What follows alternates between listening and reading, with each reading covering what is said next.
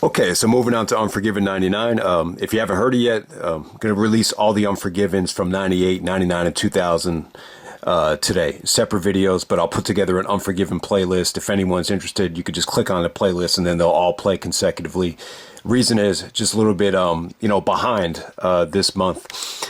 But we're gonna get right down to it, man. Unforgiven 99. This is a weird show. I think the main event is probably the best main event on WWE pay-per-view in 99. I really think it is. My match of the year for 99 is Rock, Mankind, the I Quit match from Royal Rumble. But that was not the main event. I would even put this main event over the Rock Austin matches from WrestleMania and Backlash. I just thought it was a lot of fun. If you want to be entertained, you cannot say that this is a bad main event. Main event is great, but it does have some of the worst stuff of the year on it. Probably the worst match of 1999 on it.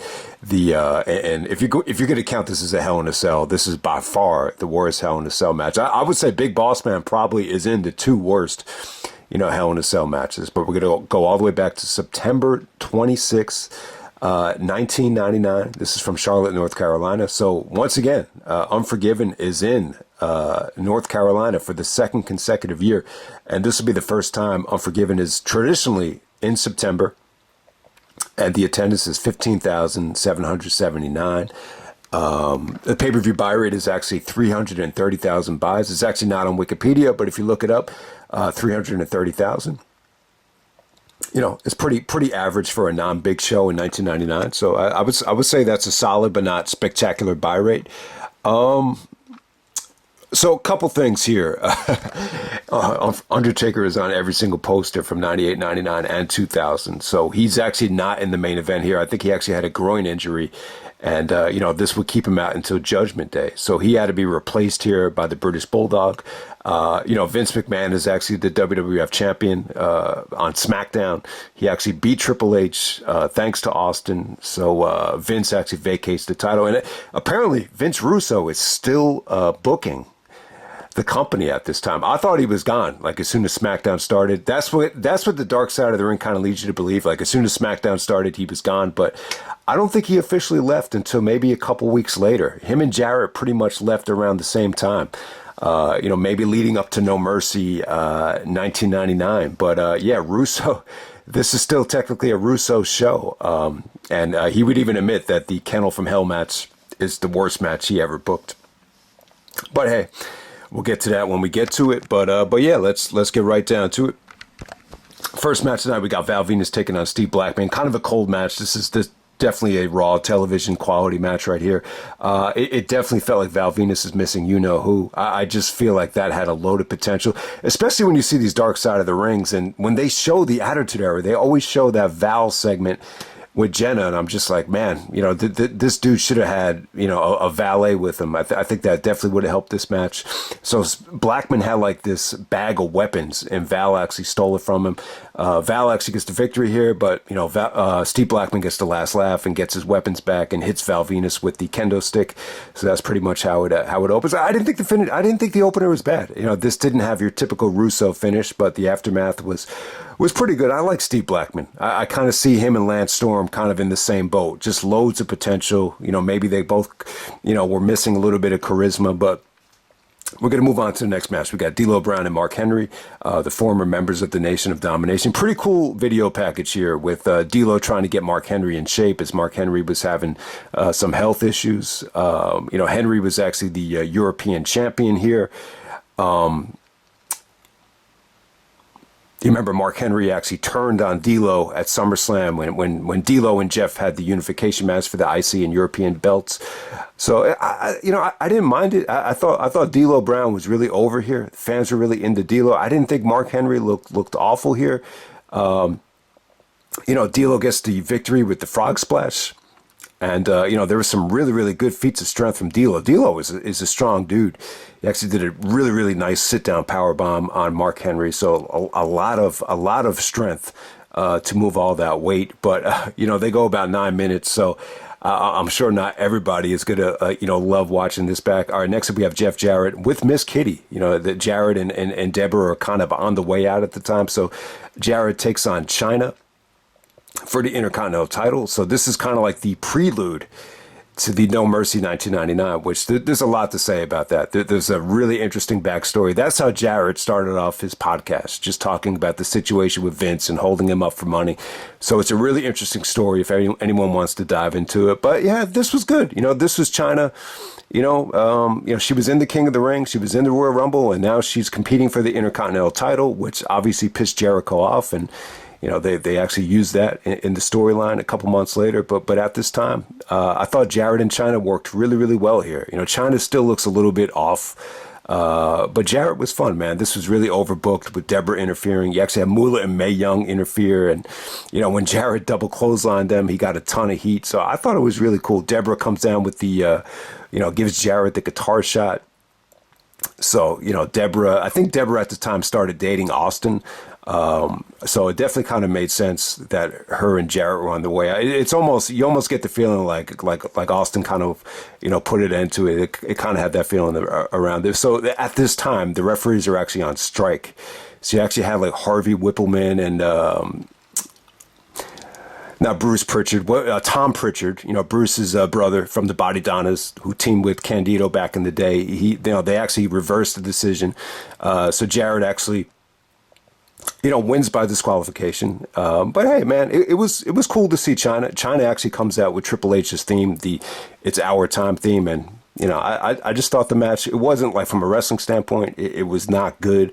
But just from an entertainment standpoint, from a booking standpoint, I just thought it was a lot of fun. So really interested to see, and I'll try to cover No Mercy 99 because, that was a huge night for Jarrett. And, that's when Chyna became, the first female to become the Intercontinental Champion.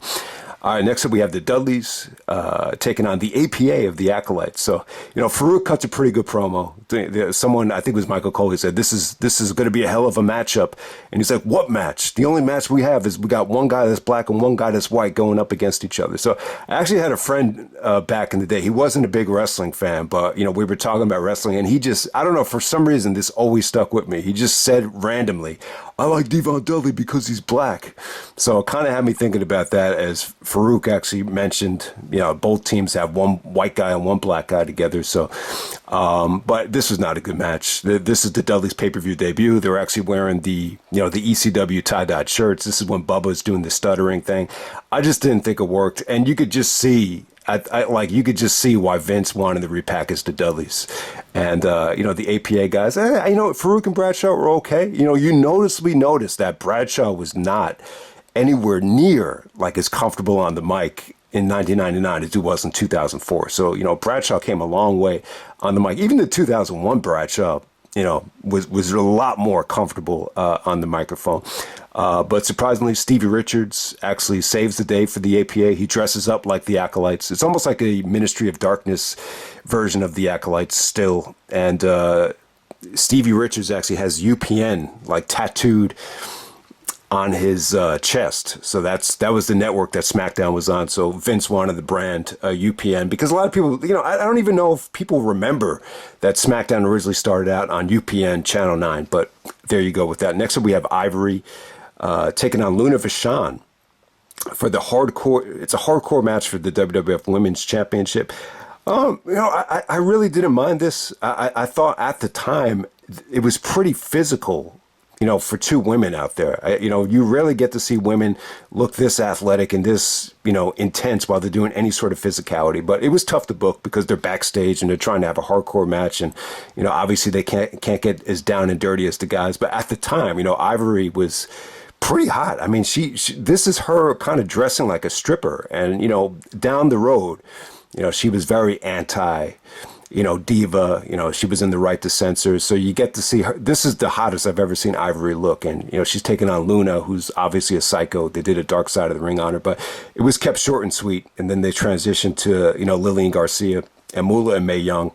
Doesn't even get 4 minutes. So next up, we have the New Age Outlaws, Billy Gunn and Road Dogg, Jesse James, taking on Edge and Christian for the tag team titles.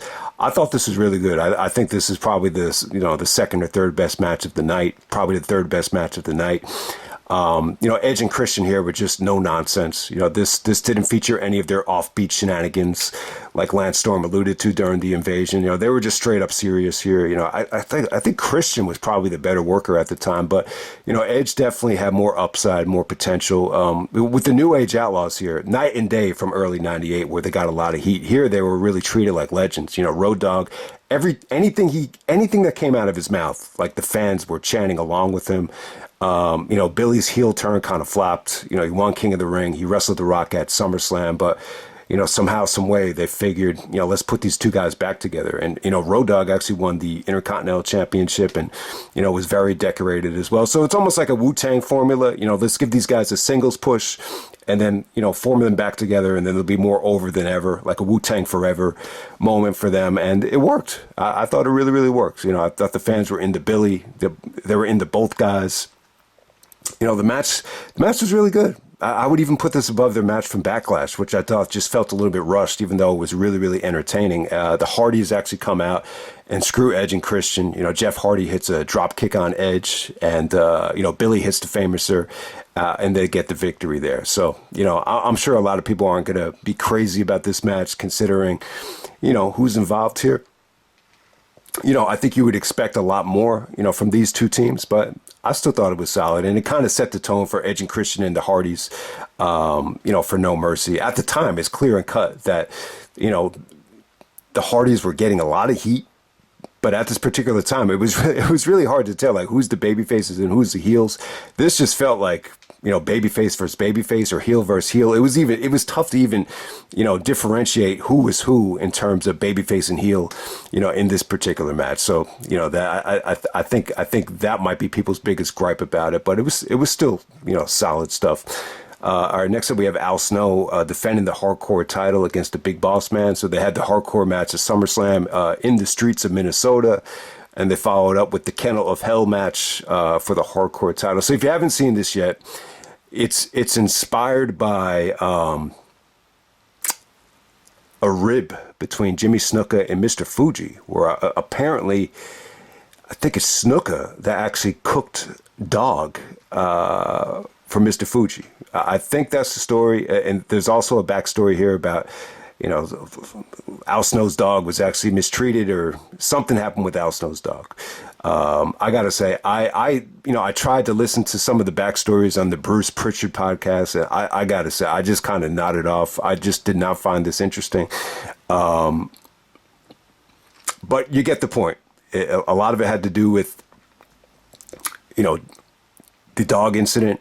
They actually bring out Rottweilers. You actually have the owners of the Rottweilers actually with the dogs in the Hell in a Cell. So you have the Hell in a Cell set up, and then on the actual ring, you have that old, blue traditional steel cage. So you have like two cages. It's almost like a Punjabi prison, type of look, and you have to win by escaping the cage. So, you got to try to avoid the Rottweilers or the Pitbulls, whatever the hell they are, at ringside.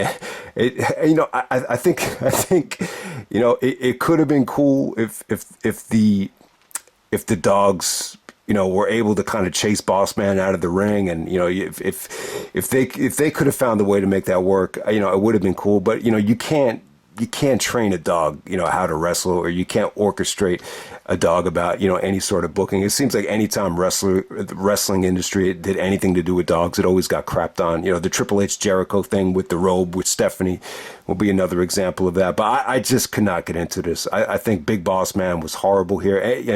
This is a situation where if you're going to do a Hell in a Cell match, it's got to be with the right guy. Because if it's not with the right guy, the match is going to feel like the worst fucking thing you've ever seen. And once again, this was even worse than Boss Man and Undertaker from WrestleMania, and that's saying a lot, because this was just pretty bad. I mean, Mick Foley actually has this on his favorite matches list, but he said it's not because it's good, it's because it's bad, and because it's Al Snow, and he always rips on Al Snow.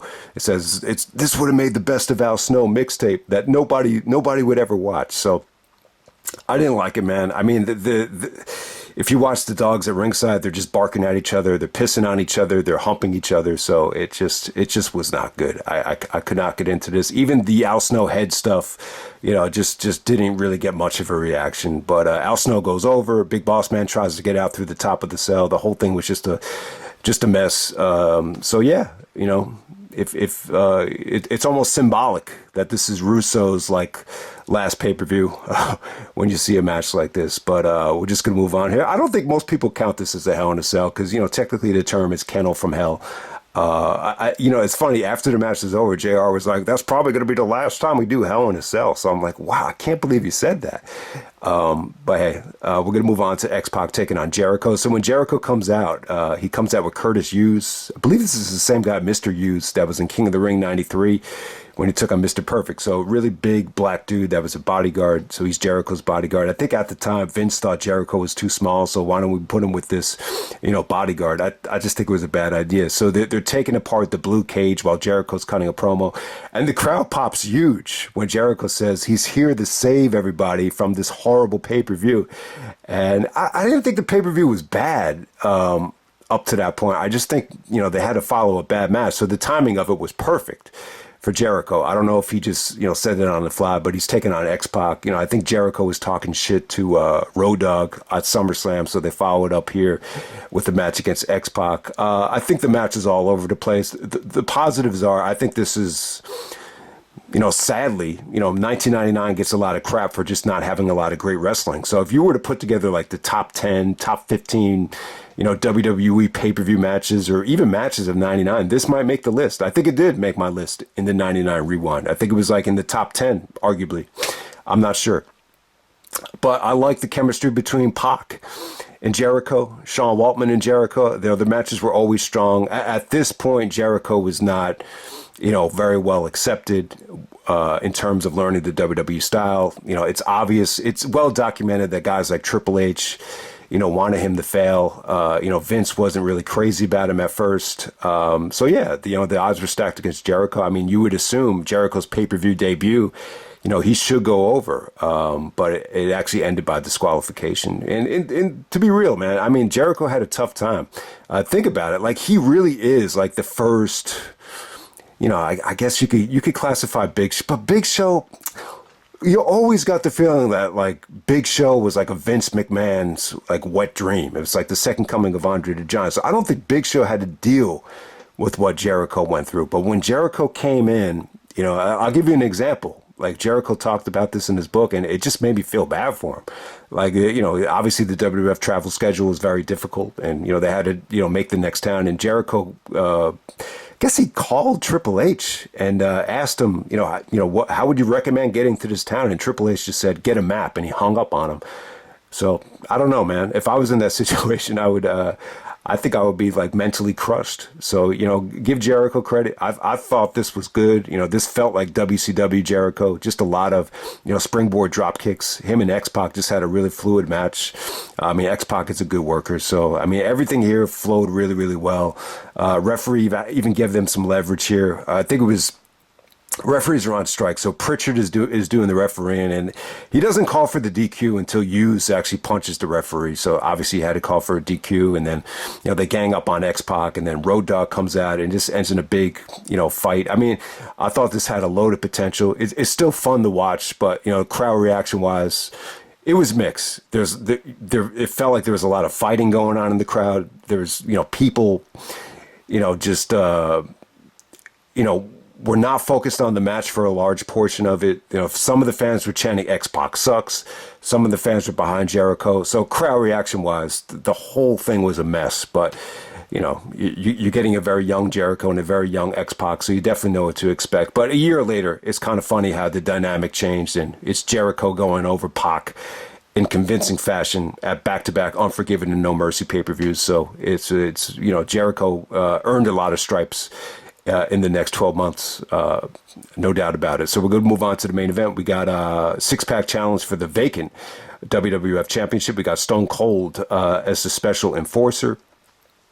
All right, so yeah, Vince McMahon actually beat Triple H for the title.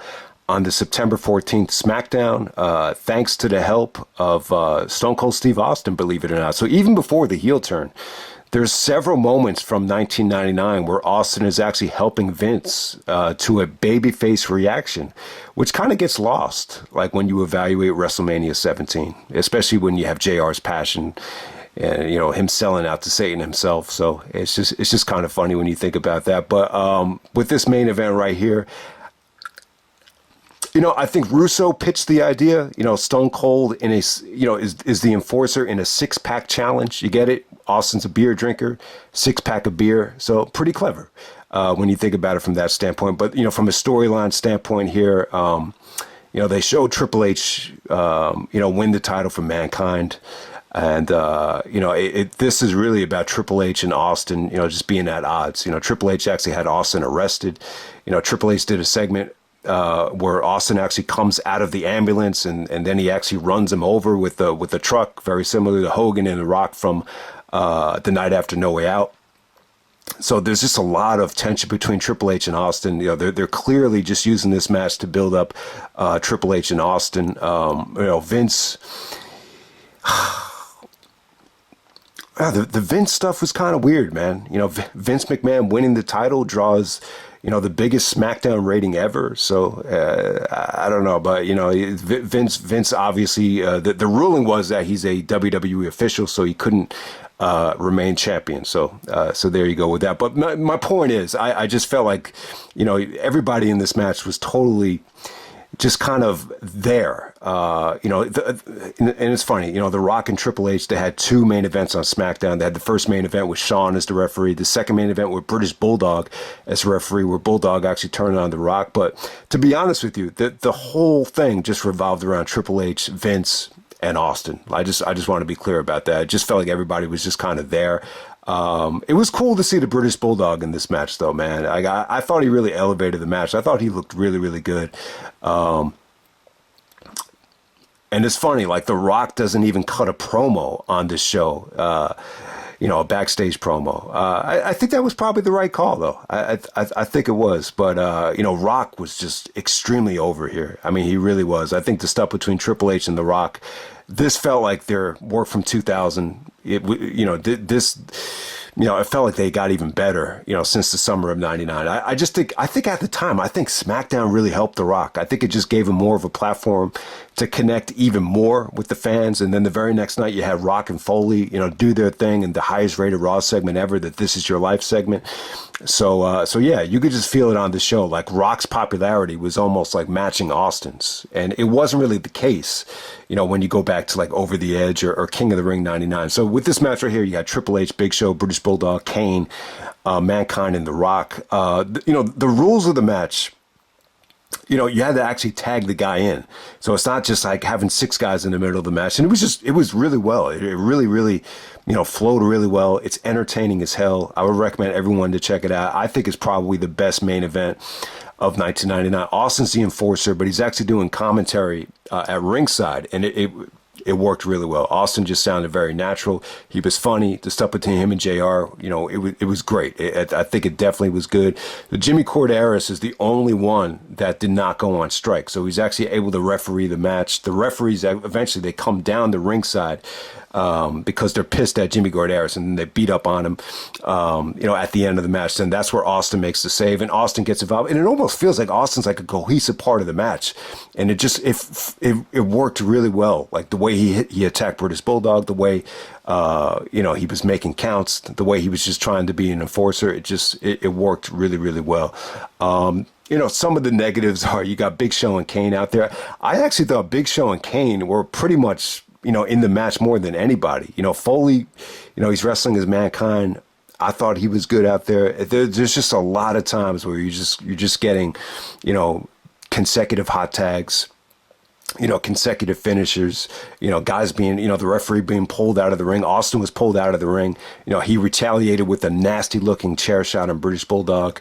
And then, you know, the ending comes when Triple H hits the pedigree on The Rock. And then you have Austin just reluctantly, you know, counting 3. Yeah, I thought it was a good ending. I thought it was a good ending. The fans actually felt like kind of betrayed that Austin would make the count, but Triple H gets in his face with the title. Then Austin gives him the stunner. So clearly, this is just a nice little fiasco to set up. Triple H and Stone Cold for the main event of No Mercy, first time ever one-on-one. You get the point there. But yeah, everybody played their role really nicely. I think British Bulldog is the guy, that kind of stands out like a sore thumb here. So, Undertaker being injured kind of opened the door up for him. And I thought he made it for a better match. I thought Big Show looked in great shape at the time.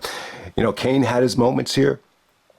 It kind of set the stage for Foley and The Rock to kind of do their thing the next night. And Triple H at the time, he just, this is him being hungry and desperate, and winning the title with the odds stacked against him, and not even Austin could deny him on this night. So yeah, this is an incredibly fun main event. I think Meltzer gave this 3.5. I think that's extremely low. I think this is at least 4.25. If you want to be extremely generous, you could give it 4.5. But the six-pack challenge, man, awesome stuff. So overall, this pay-per-view, it's really, really weird. It's an extremely weird show.